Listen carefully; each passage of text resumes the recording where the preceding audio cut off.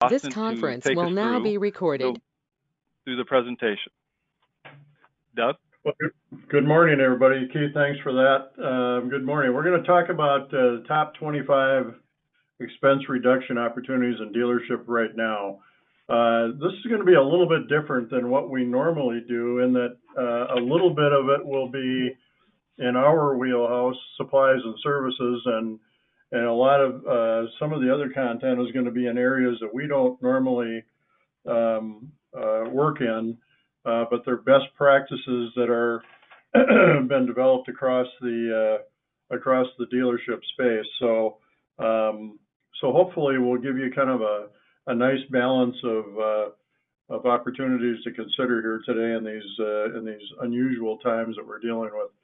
So we'll be talking about challenges, options, spend management opportunities, which we can certainly help you with, dealership results, and overcoming internal obstacles. And the reason we're bringing that up, in a lot of organizations, there are folks within the organization that are resistant to change. I certainly understand that. We've probably all been through that ourselves. We'll talk a little bit about how to identify that and how to maybe navigate around that. So a lot of ground to cover. We'll try to do it as quickly as we can here in the next 30 minutes. Even pre-COVID, there was a lot of concern on dealer parts about profitability, and since COVID, that activity has spiked dramatically. But even pre-COVID, vendors in auto news in June, vendors were getting a hard look as profits fell. The Hague report reported that expenses were rising faster than revenues, and I'm sure all of you know that, but that trend has certainly been accelerated of late with the COVID situation. Won't go through all this, but again, declining SAR, margin compression, interest rates, escalating expenses, and now COVID is kind of the right recipe now to dig in and revisit opportunities to cut costs that maybe we overlooked before. We kind of maybe we're stepping over dollars before that we could have picked up. Well, now's the time to pick those dollars up. I just want to draw everybody's attention. There are a lot of opportunities to cut costs out there, and I think when you look at these, we want to focus on high value, low complexity, easy wins, and then maybe move over to the right quadrant over here and look at high value, maybe more complex strategic initiatives. But that's where we ought to be looking at over here, where the big dollars are. There are a lot of low value, low complexity categories that we can look at later, and low value, high complexity, well, we probably ought to maybe just get those off the list. But we ought to focus up here in the green, move to the blue, then to the orange. And so as you think about these opportunities, try to attach a value, business value, and then consider the complexity of it. But don't forget either that there is internal resistance to change, and now might be the time to kind of overcome that. We're going to talk today a little bit about wages and salaries, advertising, floor plan, the expense categories that we focus on, a little bit about real estate, and then audit and recovery, and then some new revenue opportunities as well.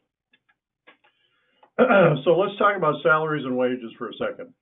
Again, these are best practices that are out there in the marketplace today, but one suggestion is develop an org chart, look for potential overlap, look for opportunity to combine responsibilities, redeploy strong talent into open positions, and then maybe eliminate positions that aren't supporting the core mission. We are doing that here. We've done that. In fact, this afternoon, we're going to be strategizing on how we improve our own value proposition and tighten things up. So that's good advice, number one. Number two, headcount freeze on all non-essential hires. 3, look at outsourcing non-core functions, HR, payroll, compliance, IT, legal, We can certainly help you on the procurement side, but now might be a place to say, you know what, my time is better spent taking care of the customers and service customers and sales opportunities, and then outsource non-core functions. 4, revisit bonus, pay, and incentive plans to adjust to the key performance indicators, and place control over on overtime usage. Back in my airline days, union management or managing union workforces, we had to be really careful about overtime. I'm sure you folks are as well right now. And in some cases, that overtime may be a better strategy, with some of your folks than keeping a larger workforce on. So think about that. Number 5, centralize services and digitize where possible. We've had a lot of folks in the past year look at automating payables, credit card payments, digitizing records, scanning deals and deal jackets and all of that sort. This might be the time to look at that now. Get rid of those hard copies and all the storage fees and accessorial fees and pickup fees that are related to that. And maybe now is the time to digitize and take a look at those strategies. So that's a little bit on the salary and wage side. One other one I'll throw in, if there was room for a number 6, centralized payables. Again, well, I guess I covered it number 5, but the consolidation of payables across multiple locations, where you're paying suppliers out of multiple locations, is a very efficient way to go. A couple of years ago, we were down at a big group that hired us in Florida. They had 15 stores.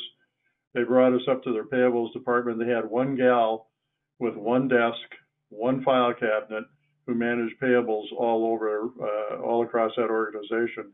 And she had, everything was virtually digitalized and very efficient. So if you want to look at ways to maybe reduce back office costs, streamline processes, and simplify the complex, that's a good place to start.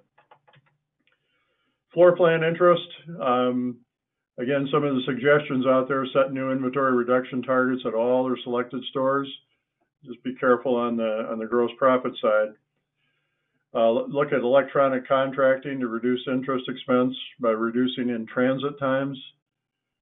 I think this number 8 came from a CPA firm.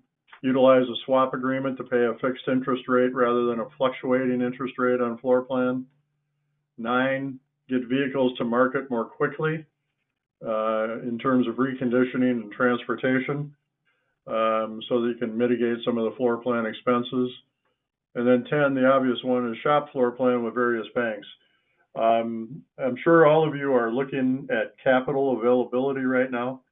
That availability is changing virtually by the hour. And I think as I see offers for capital come in, the government is getting involved now. It's going to make the outside opportunities, they're going to have to be even more competitive than they were before. So I think with respect to bank fees, banking, this is a pretty good time to be looking at your floor plan expense and shopping it, because that's one of the biggest expenses in a dealership. Advertising. We covered a little bit of this last week in our other webinar, but I think this bears repeating. Look at your supplier spend. And if you're a client of ours, you have a spend report and you have it by category, but there without exception, there is redundant and overlapping marketing spend in every one of those. And I guarantee you that the experts are telling us that 50% of it is probably redundant. That is certainly our experience. So take a look at that. If those suppliers aren't providing the ROI that you expect, and if you're not utilizing them fully, then they ought to deserve a hard look, and it might be time to trim the fat. Number 12, negotiate supplier pricing for all services for a particular supplier, and then make that available across your location. So what I mean here, let's just take Auto Trader. This is a good one. We did this for a big group. You may not want to tell the store which service that they have to use with Auto Trader, but you probably want to make sure that the stores are all paying a competitive and consistent rate. So now's the time to either have us, if we're your provider, or if we're not, get some negotiation going on, make the range of services. I think in Auto Trader there might be 25 different options of services you can use.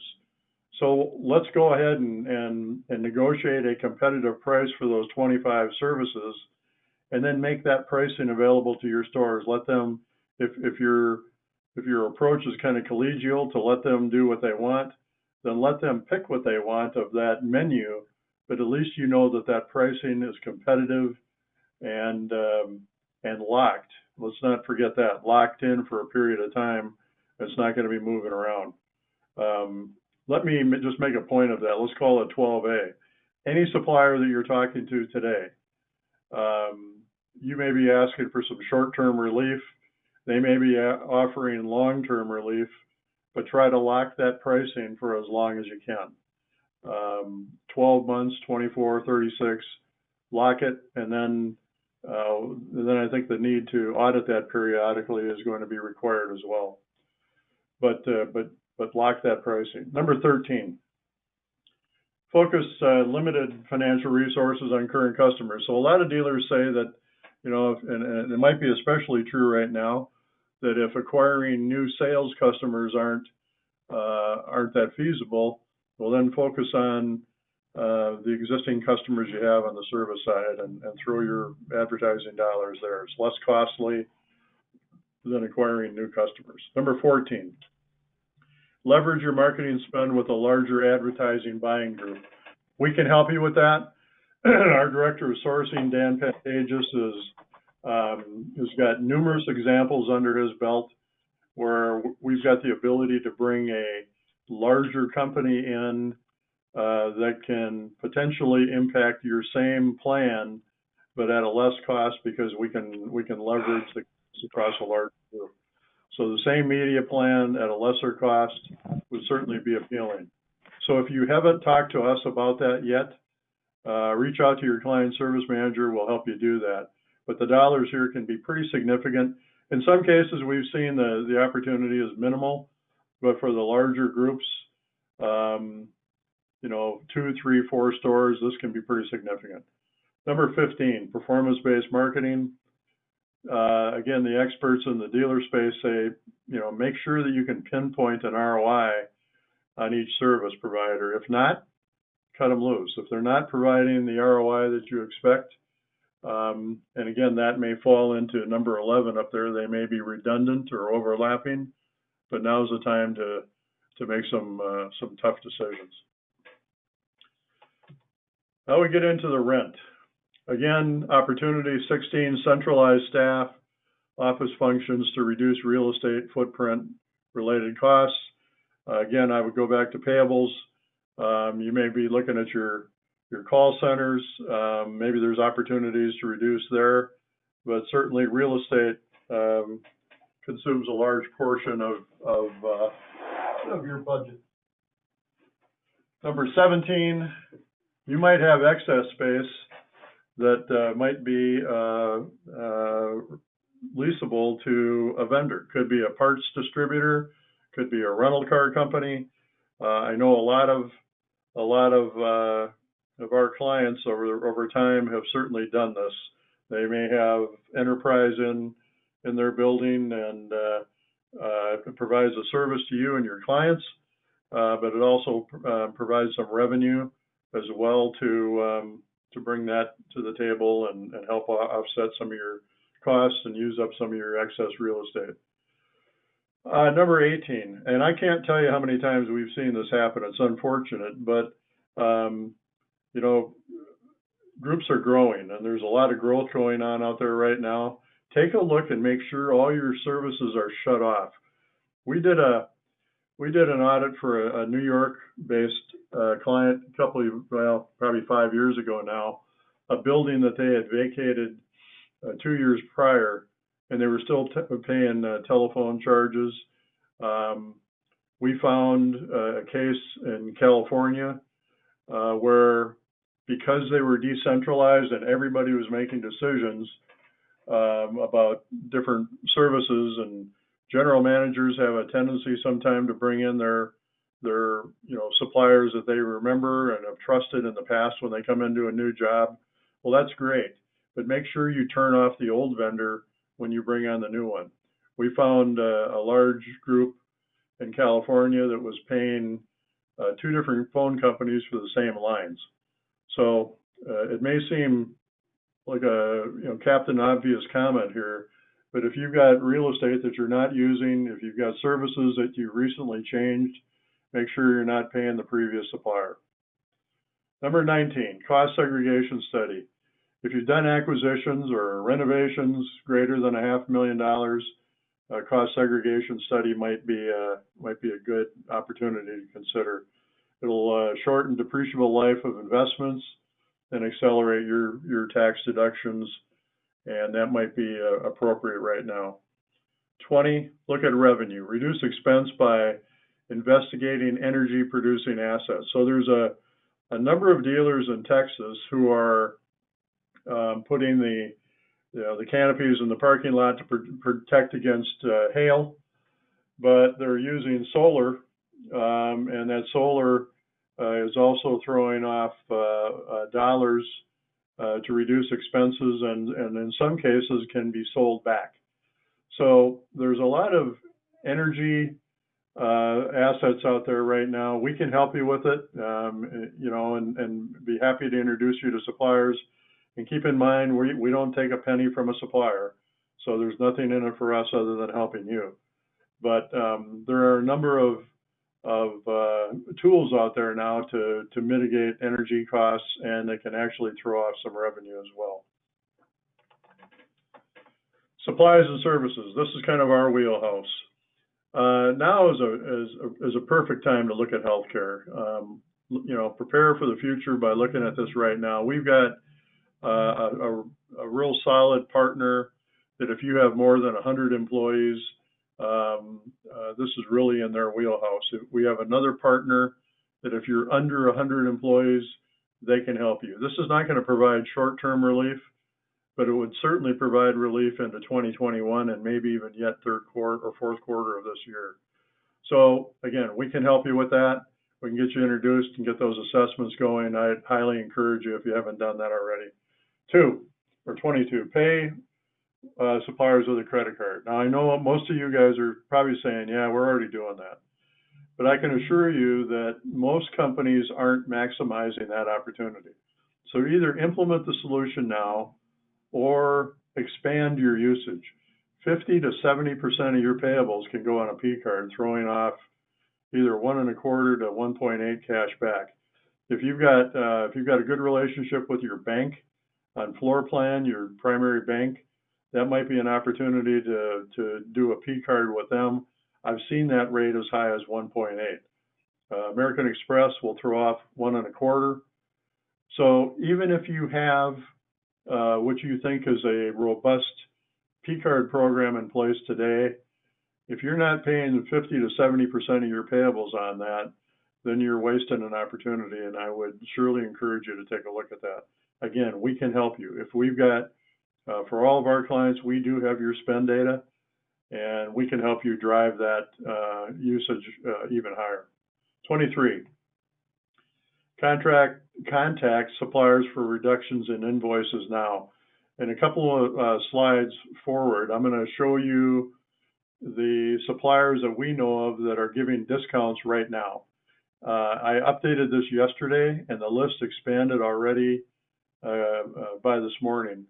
So Dan will make this PowerPoint available to you, but there are a number of suppliers that are offering 25% off, 50% off for April and May. Take advantage of that. And again, they haven't told us that. This is what we're picking up from other clients. So please don't represent this as StrategicSource said you will do this. This is really what StrategicSource has heard from our other clients, and we're building a running list. Keith Keith Dean just gave me an updated one before the webinar started. I think there's probably 10 more on that list than what I'm going to show you here in a few minutes. 24. Ladies and gentlemen, we've got about 70 expense categories that can be implemented quickly, meaning we've already quoted a broad range of supplies and services. We've negotiated beyond that quote.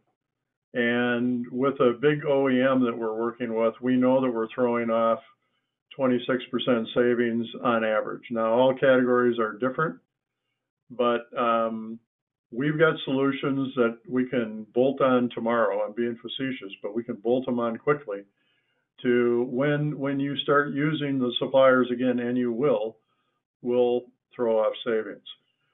We don't have to go through a long, elongated analysis and sourcing process. We can bolt the supplier on now, and we can analyze it later when we get invoices. But you know, these supplier solutions are proven suppliers that have held up to our audits. They're national or regional, and they're all reputable, and we have no problem recommending them. So that's a quick way to prepare yourself for tomorrow. 25, preferred supplier program. Again, I know I talked about this last week in the other webinar, but we should think about a strategy where we lock in prices of supplies and services with a preferred supplier in a category. Maybe that's your favorite office supply company. Let's lock the prices in on the widgets, and then create a volume-based rebate after that flows back to the company in exchange for that status. So while you tell the world that the ABC company is your preferred supplier of office supplies and they get a little free press out of it, you're getting a rebate coming back to the company that maybe offsets your centralized office costs, or maybe it's used for your Christmas party, or maybe it's used for the profitability that you're going to pay to your employees. That preferred supplier program is going to do a couple of things. It's going to throw money back in your pocket, and two, it's going to force you to rationalize and optimize your supplier base. Nobody needs 35 towing companies. Nobody needs 10 office supply companies. This is a way to start thinking rationally about your supply base and getting some benefit not only from the leverage of using fewer suppliers, but then getting rebates back because you've been loyal to them. So think about that pretty seriously. We can help you with that. Top 50 dealership spend categories, where to focus. So we covered a lot of this last week. You know, these are everything in yellow here. This is where we tend to see the largest spend categories, and where you might want to start digging around. These are categories where we saw pretty considerable cost savings. Work comp insurance. So we did 1,780 sourcing projects last year, and we track every one of them. We track the savings, we track the turn time, we track the spend, and you know, these are high spend categories that tend to throw off some pretty good savings for your organization. So there's 50 identified here. Let me just back up again. And 50 of the kind of top spend categories here. So hopefully that'll help, that information, those data points will help guide you to where, you know, which battles do we want to fight. These are average spends, so but they tend to hold up across all the dealers that we work with. So here's some of the supplier discounts due to COVID. Not going to read them all, but you can see where they're all alphabetical, starting with Auto Alert, Auto Trader, Cars.com, Car Wars, CDK, eLead, Gubagoo. Some of these aren't. There's Dealer Track on there. For those of you who have Dealer Track as your DMS, Dealer.com. KPA is used in a lot of stores. Route 1, TrueCar, Valpak, vAuto. X-Time, VIN Solutions. So if these suppliers haven't reached out to you with these discounts, you ought to reach out to them. But keep in mind, they didn't tell us this.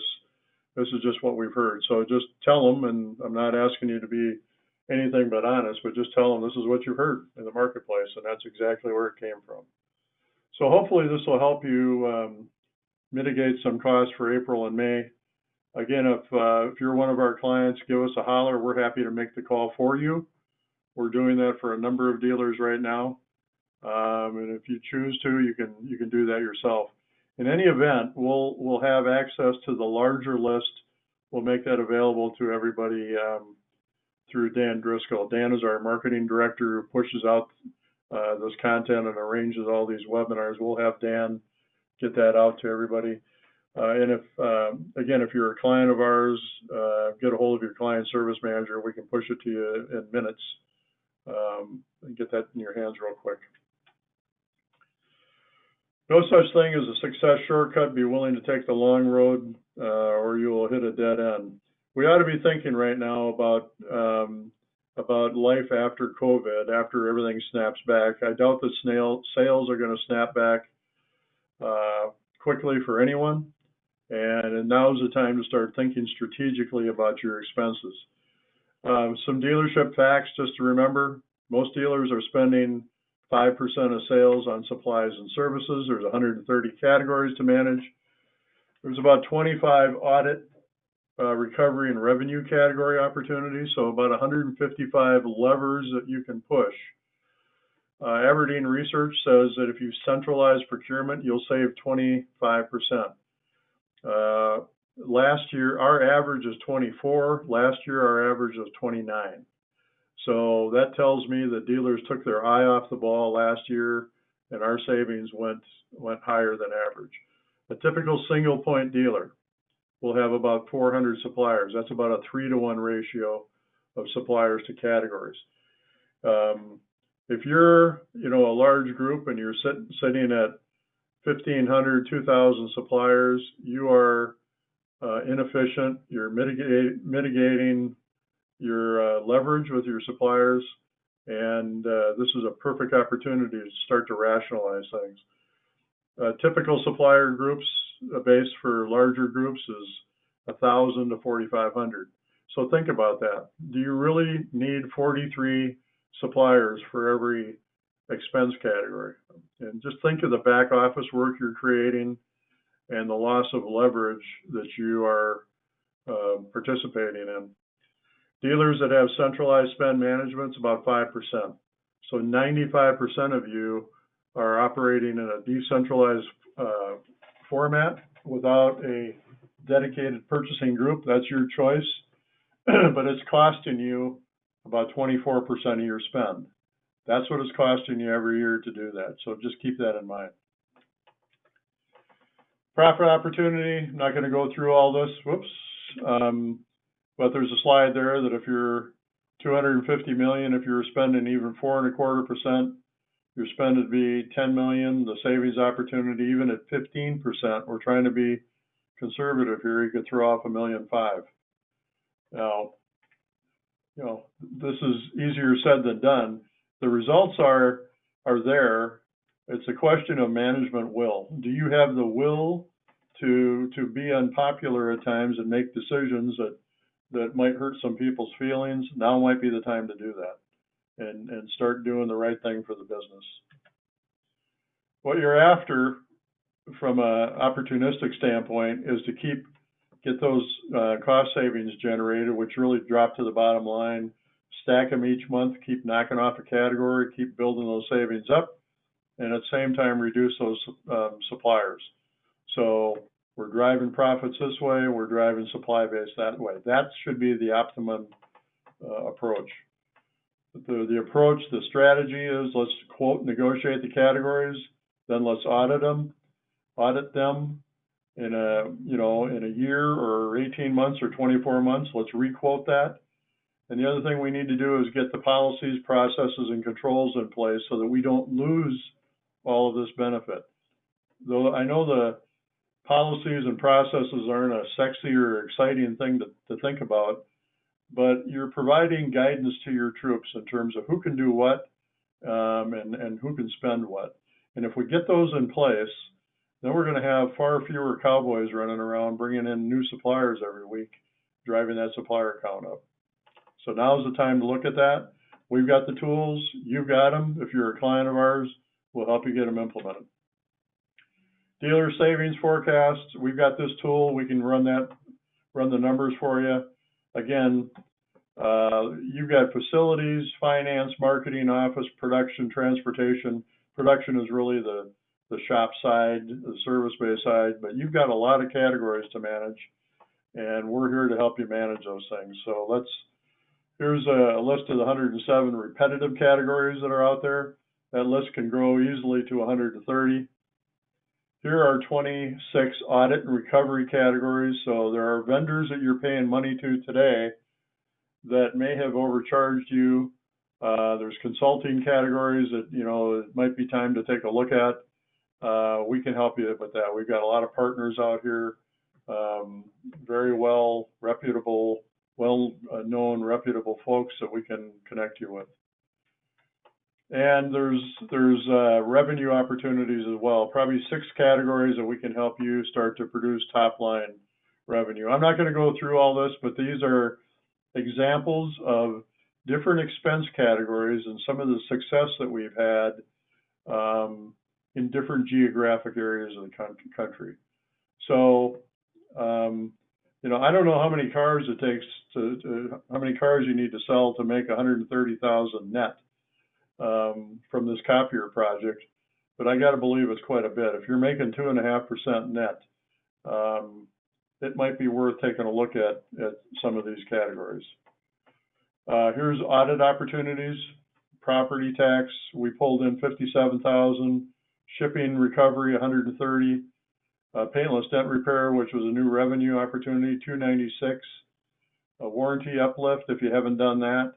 I think I mentioned the other day, the smallest I think we've seen is, the smallest report I've seen is about 100,000. The average is about 250. The biggest one I've seen at one dealer was 339. So if you haven't done this, we can connect you with a partner. If you're doing it, good for you. But if you're not doing it, now's the time to go after it. And then marketing services. So there are plenty of opportunities out there, plenty of levers to pull. We just talked a couple of minutes about what an effective spend strategy is and what an ineffective strategy is as well. The opportunities on the effective side is 15 to 25% of your spend. Research backs that up, and so does StrategicSource. You'll have fewer suppliers, reduced costs, fewer invoices, price and term compliance is measured. You'll have sustainable savings. It'll be quoted, negotiated to reduce costs, and there'll be process benefits as well. Ineffective strategies, are folks that are going out negotiating wheel weights today or brake clean today, and they feel if they've, hit a home run, and maybe they have. But I guarantee you those prices are going to start creeping up in 90 or 120 days. They're going to give you some short-term relief, but we need to take a long-term perspective. Where you have too many suppliers, you have additional costs. Many invoices, additional costs. You have unknown compliance, short-term savings, no terms are quoted, no process focus. We want to be over here. We want to be on the effective side. And if you let us help you, if you let us do our job, we'll get you here. What are the benefits? Well, we'll control 130 categories. We'll reduce spend by 20%.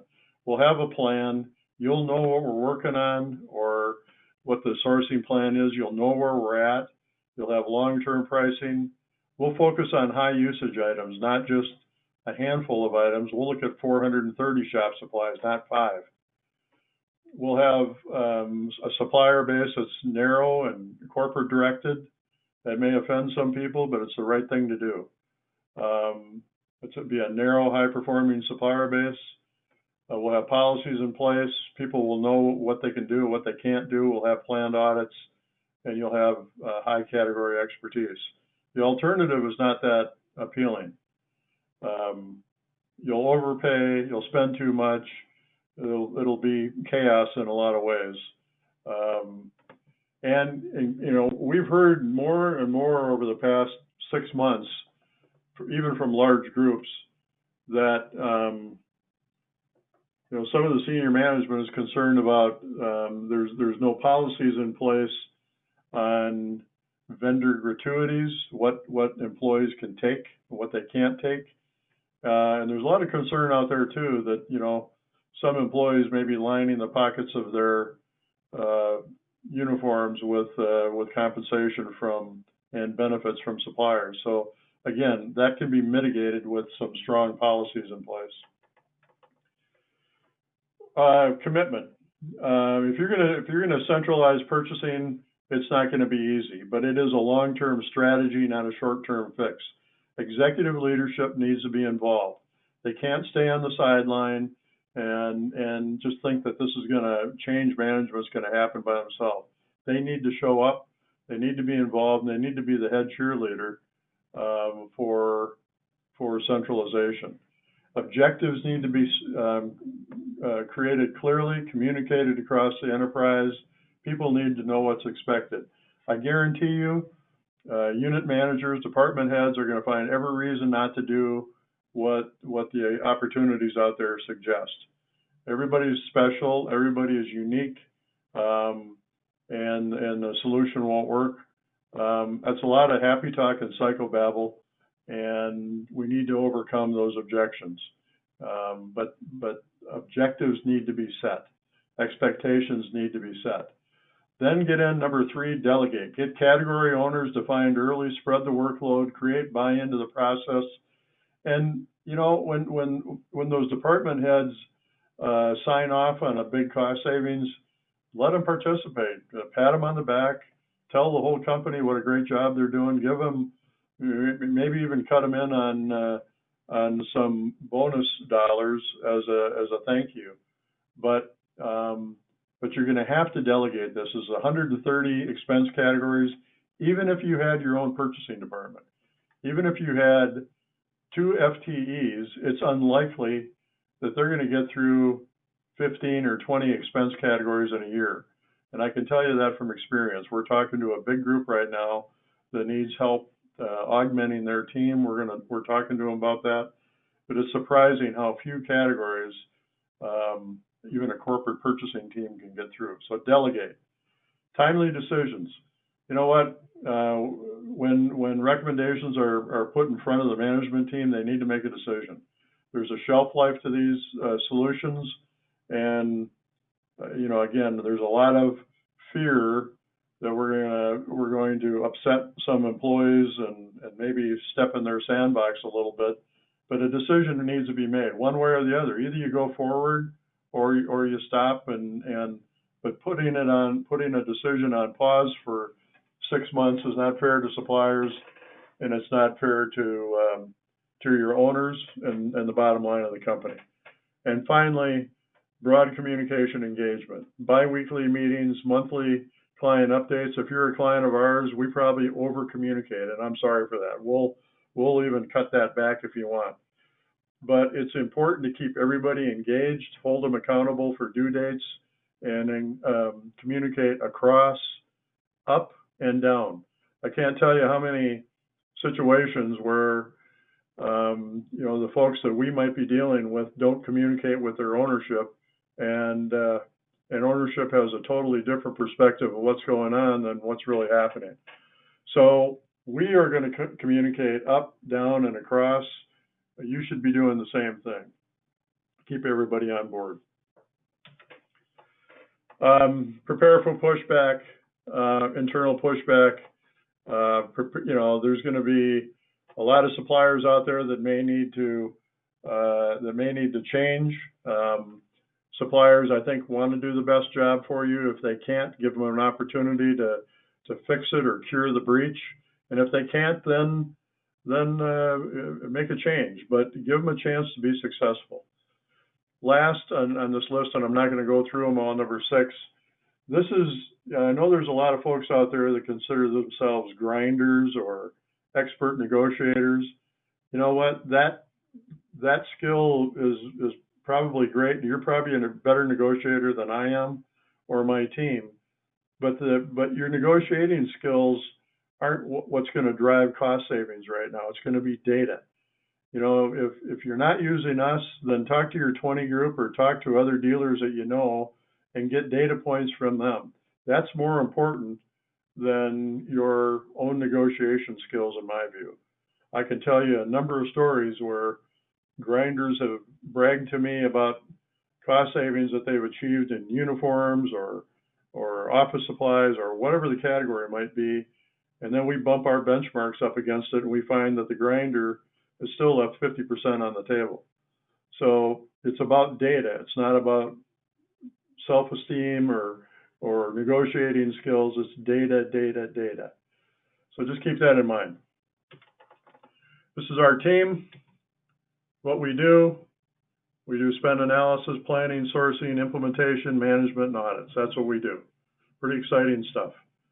And we are busier than heck trying to help our clients navigate these times. If you're a client of ours, let us know what we can do to help you. We've got the team here of great people that can help mitigate some of these challenges. That's a little bit about us, what we do, why we do it, save time, reduce costs, mitigate risk. Questions?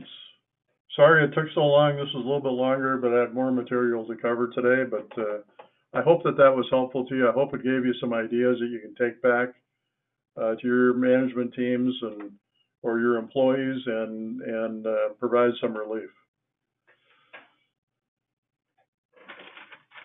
Questions?